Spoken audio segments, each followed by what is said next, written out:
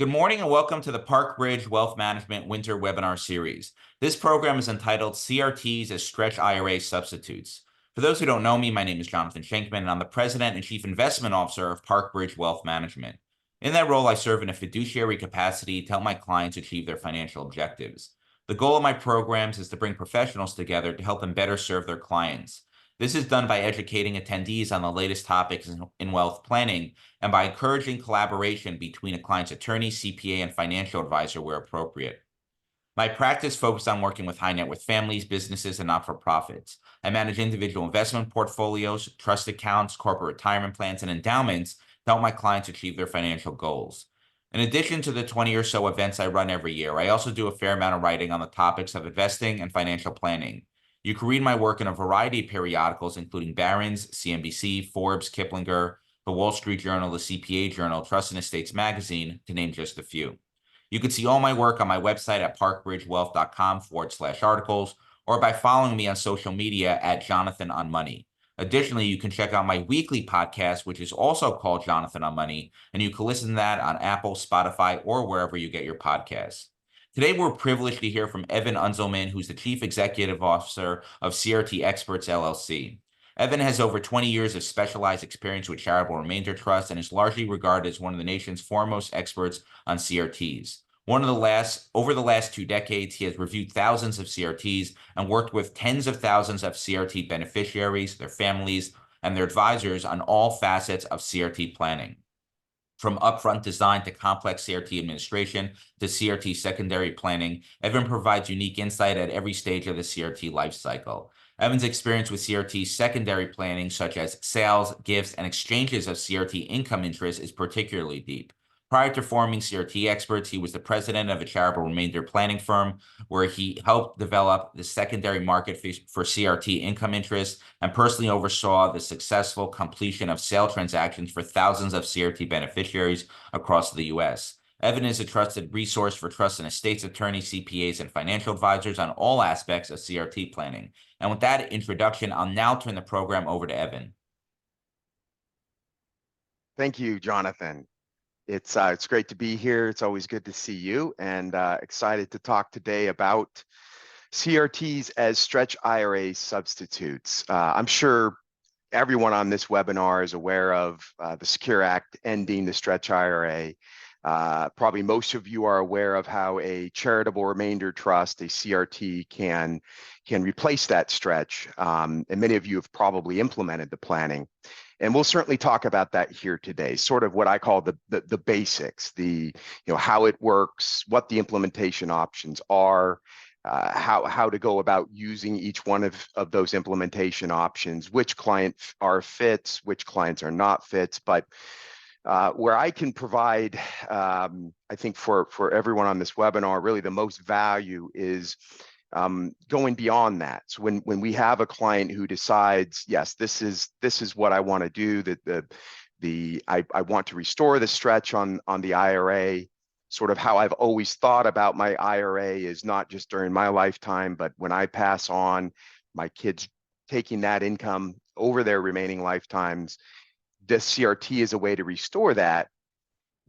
The next step, which is, okay, so what should that CRT look like? How should that CRT be designed? Something that we've seen, we've looked at a lot of CRTs over the last 2 decades, and something we saw long before the Secure Act and using CRTs to replace the old stretch IRA is very often the client is not given the flexibility that they should be given with respect to the trust. And what I mean by that is CRTs are there's a lot of different things and features you can work into the CRT design under Section 664 of the Internal Revenue Code, and that flexibility is very often not fully utilized. The client's not made aware of it. And if the client's not aware that I can add my children or grandchildren as income beneficiaries, I can defer income during certain periods of the CRT. If they don't know it exists, they're not going to ask about it. And so that's where I want to focus sort of the back half of the presentation. And I think where, in terms of the takeaways, what will be quite useful for everyone on the webinar this morning is around that CRT design and maximizing the flexibility down the line for the client's heirs.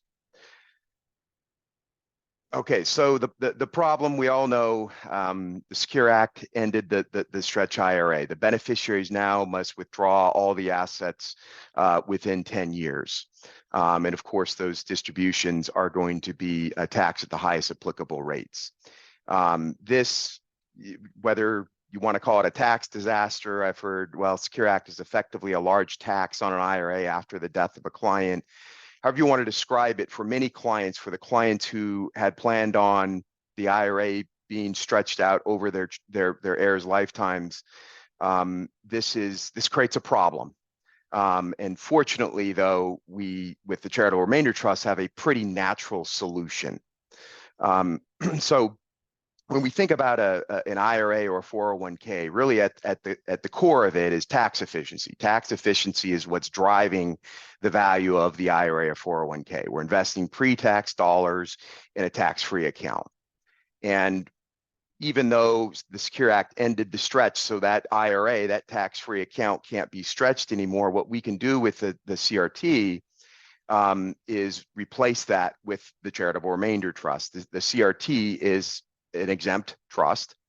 And so what we can do is upon the client's death, we can, the full value of the IRA can go into the CRT with no income tax. Like the IRA, the CRT is able to grow those assets tax-free. The investment advisor has the benefit of no tax drag on the investments moving forward. And also like an IRA, the distributions to the beneficiaries of a CRT are taxable. Unlike an IRA, though, with the CRT, we can eventually get into capital gain on those with respect to the taxation on those distributions. So if we have, we'll look at an example where we have $1 million going from an IRA into a CRT upon the IRA owner's death. With a CRT, the way that the taxation works, it's worst in, first out. So meaning we've got $1 million of ordinary income that needs to be distributed out. But once that's distributed out, and as long as the assets in the CRT are invested for capital gain, we can then start taking a good portion of that income at the capital gains rate. So usually it's about 15 years into the CRT when we can get through that ordinary income, then we can start taking it at the capital gains rate. So we, as we'll see, we actually have some advantages from a tax standpoint down the road with the CRT. In terms of you can see the PLRs up on the screen. There were some, during the 1990s, there were several IRS rulings that confirmed that a qualified trust, like a CRT, could be the beneficiary of a qualified retirement plan. And of course, we know that once the assets are inside of a CRT, the CRT is exempt from tax. So what we've been able to do here is restore the stretch. So the CRT is preserving the pre-tax dollars in a tax-free account. The trust is growing tax-free under Section 664. The heirs are getting significantly more money. We'll look at an example later to look at, well, just how much more. And I'll also say it's, when we look at the lens through which the decision is made, it's not, in a lot of cases, it's option A, option B, what's the most after, what creates the most after-tax value, in this case for the heirs.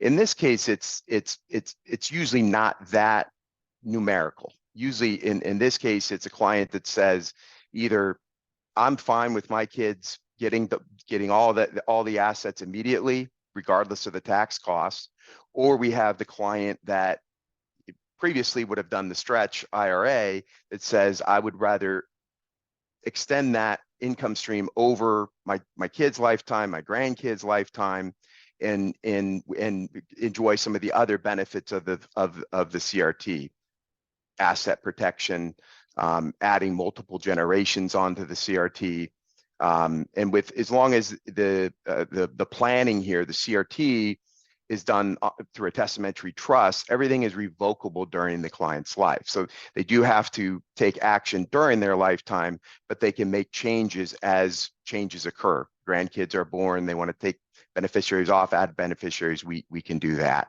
So it's very flexible during the client's lifetime. In terms of, where it's a fit, where it's not a fit. Because we're using a CRT, there is sort of a threshold. We usually say it's about $500,000 in retirement plan assets when we would start to look at this. With the CRT, this does require trust administration. So we need an administrator. In some cases, we're paying for a corporate trustee. So we have some costs that sort of put a minimum threshold on in terms of the assets where we start to look at this. Of course, clients are going to start looking at this as they get older. So what we'll typically say is 50 and older, 500,000 or more in expected or current and expected retirement plan assets. And of course, they've got the retirement plan. Who's not a fit? So of course, clients who are going to use most or all of the retirement plan themselves during their own lifetimes, or clients who want to get their heirs all the money very quickly, immediately upon death, and they're not concerned about the tax cost. Obviously, those are not going to be fits for restoring the stretch and stretching that income out over multiple generations. So two points here, and the second is what will bridge us into the back half and some of this flexibility that I want to talk about. But first is, the IRA owner does need to take action during their lifetime.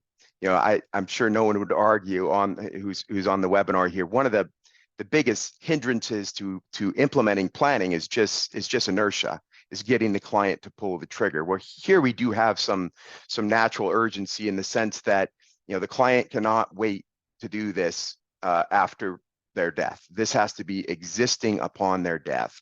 So that does create some urgency for the client to take action, ideally now, but certainly within their lifetime before death. So there's, in terms of how do we implement the planning. So there are three general options, ways we can do this: an unfunded trust, a funded trust, or a testamentary trust. So with a funded CRT, and this could be an existing CRT, most CRTs within the trust instrument will allow for future contributions, additional contributions to the CRT moving forward. As long as the CRT contains that language, that CRT can be named as the beneficiary of the IRA. In each of these cases, at the end result is the trust is named, whether it's a testamentary, unfunded, or funded, is named as the beneficiary of the IRA. So we're going to go to the custodian of the IRA and fill out the beneficiary designations form and name the trust as the beneficiary of the retirement plan.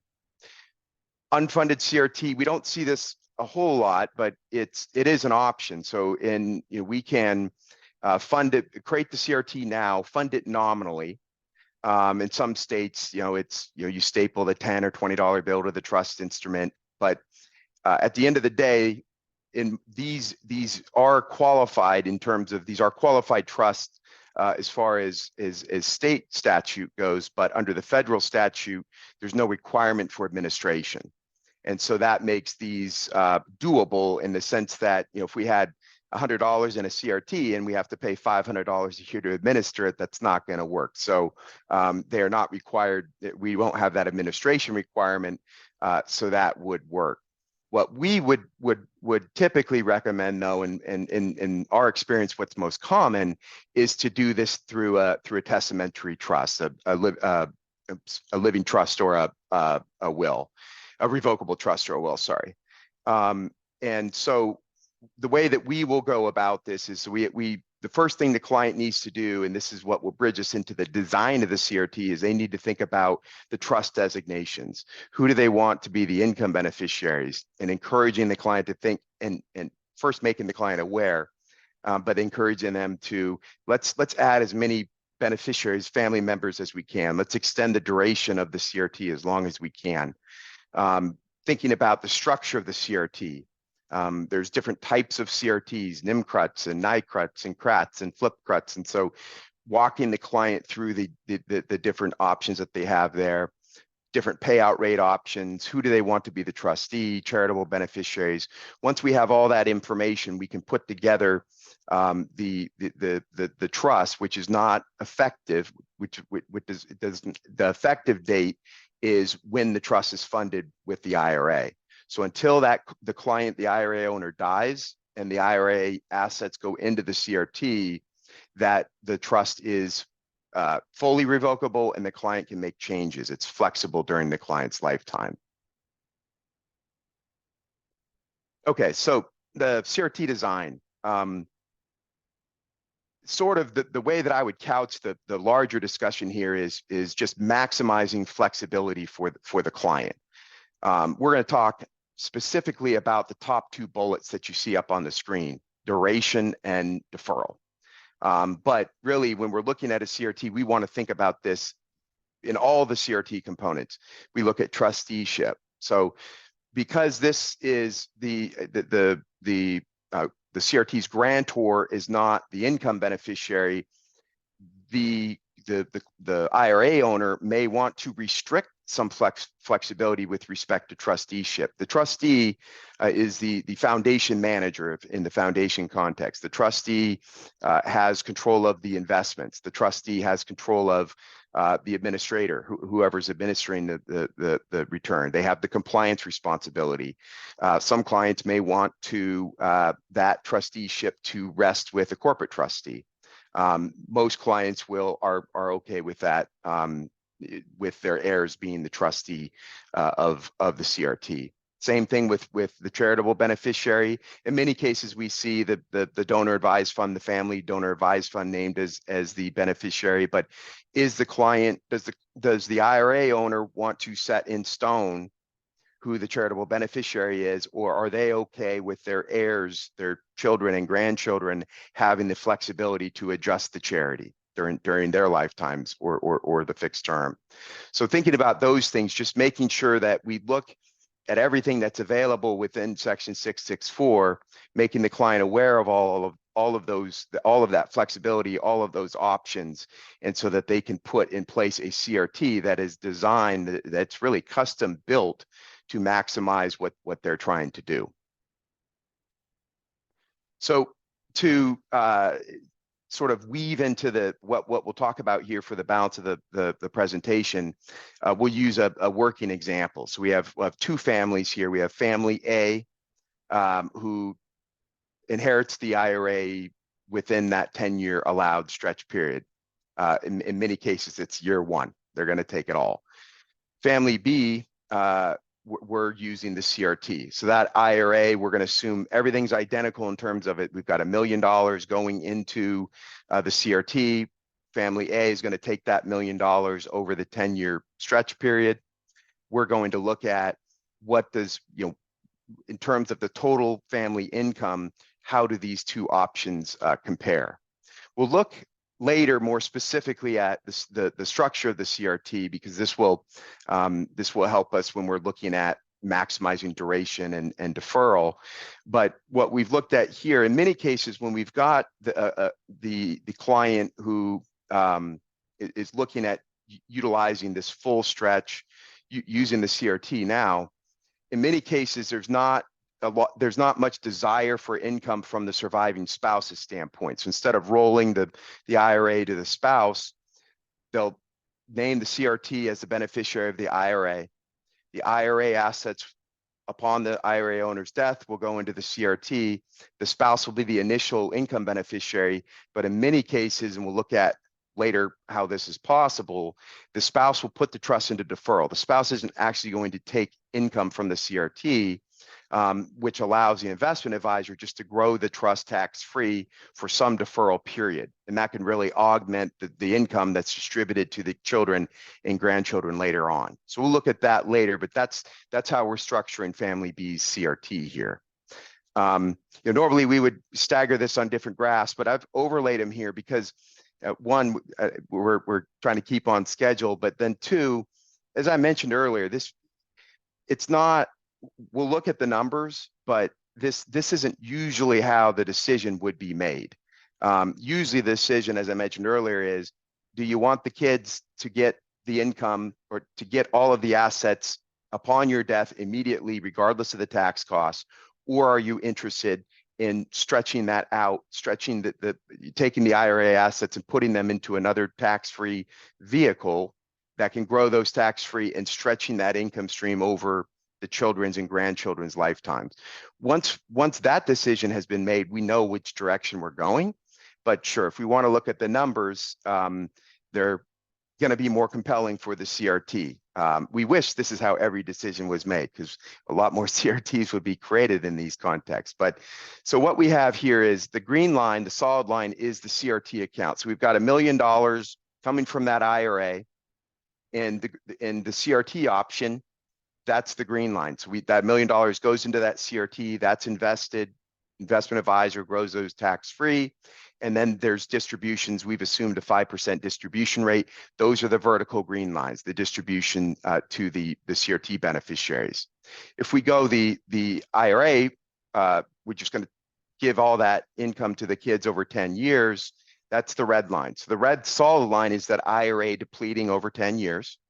And then the dashed red line is we take those IRA distributions, pay the tax, reinvest them, and then to keep things apples to apples, let's assume that the family here takes the same amount of income from that reinvested IRA distribution account as they would from the CRT. So we're looking at things apples to apples. And not surprisingly, as you can see, the IRA account eventually runs out and the CRT continues to pay out. That tax hit that is incurred early in the life on the red dash line is just too much to overcome. So you can see the end result. We've got 1.6 million of total income for family A, about 3.6 for family B, so more than double the income. Okay, so we'll talk about duration and deferral, and this is, when we think about, again, if to kind of go back to the overall decision-making process, once the client has decided, yes, I like the CRT as a vehicle to replace the old stretch IRA, now we're thinking about creating the CRT. And two things that I really want to focus on, because we just don't see this. We've looked at 9,000 plus CRTs. My team has over the years, and when we see sort of, you see the good, the bad, and the ugly. When we see the bad and the ugly, so often it's rooted in one of these two items that we'll talk about here. Not include, we developed as Jonathan mentioned at the outset, the CRT rollover technique.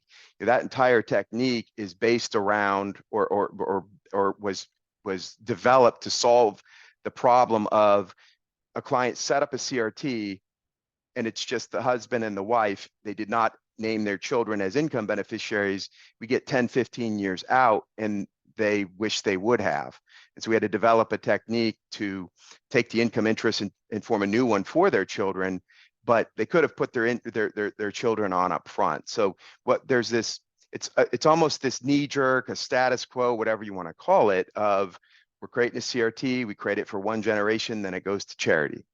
And, and there's nothing wrong with this, but if the charity's creating the CRT, that's of course in the charity's best interest. They're going to want those assets as soon as possible. If we're putting the kids on and the grandkids on, of course, that's delaying the assets to the charity. But from the taxpayer's standpoint, from the client's standpoint, that's where we're looking. How do we maximize the flexibility that's available to the donor, to the taxpayer? So the first part of this is duration. And generally speaking, we want to extend the CRT duration as long as we can. In most cases, that's 50 to 60 years. And we want to include as many family members as we can. And so when we're doing this, what we're up against is what's called the 10% remainder test. And so when we set up a CRT, at least on a present value basis, 10% of what goes into the trust needs to be, the IRS needs to project that will go to charity on a present value basis. We only have to pass that up front when we're creating the trust. So the way that would work for family B here, We have a spouse who's 84. We have children, a surviving spouse is 84. Children are 59 and 56. And you can see we have 4 grandkids, 34, 31, 28, and 26. So what we'll do is that goes into software. And that software uses the IRS, it's called the 75/20 rate, and all those ages. And it's going to tell us how far we can extend the duration of this trust. So we can see in this case, you can see on the left side, we have lifetime income beneficiaries, 84, 59, 56.